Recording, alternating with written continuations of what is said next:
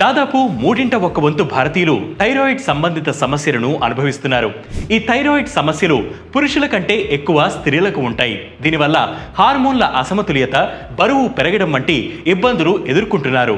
దీంతో జీవితాంతం టాబ్లెట్లు వాడుతూ ఉంటారు. కానీ యోగాతో థైరాయిడ్ సమస్యను తగ్గించుకోవచ్చు. థైరాయిడ్ని అదుపులో పెట్టే ఆసనాల గురించి ఇప్పుడు తెలుసుకుందాం.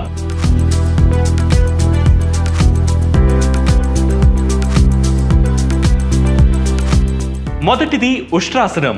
ఉష్ట్రాసనం అనేది ఉదర ప్రాంతంతో సహా శరీరం ముందు భాగం మొత్తాన్ని విస్తరించే ఒక ఉత్తేజకరమైన ఆసనం. నేలపై మోకరిల్లి రొమ్ము విరిచి మీ చేతులను మీ దిగువ వీపుపై ఉంచి చేసే భంగిమ ఇది.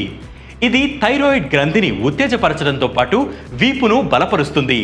అంతేకాకుండా ఉష్ట్రాసన సాధన పునరుత్పత్తి అవయవాలను ఉత్తేజపరిచేందుకు, హెల్విక్ ప్రాంతాలకు రక్త ప్రసారాన్ని పంపించేందుకు, భుజాలలో ఒత్తిడిని విడుదల చేయడానికి సహాయపడుతుంది. ఈ ఆసనం హార్మోన్ల అసమతుల్యతను తగ్గిస్తుంది.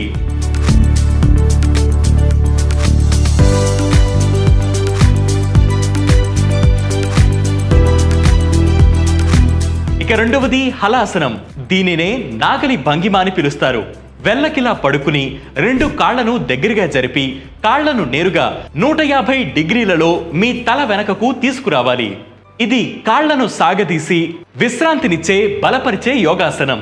ఈ ఆసనంతో మెడ విస్తరించి పిట్యూటరీ థైరాయిడ్ గ్రంథులను ఉత్తేజపరుస్తుంది. హైపోథైరాయిడిజం ఉన్నవారికి ఈ ఆసనం చాలా ప్రయోజనకరం. అయితే హైపర్ థైరాయిడిజం ఉన్నవారు మాత్రం ఈ ఆసనం వేయకూడదు.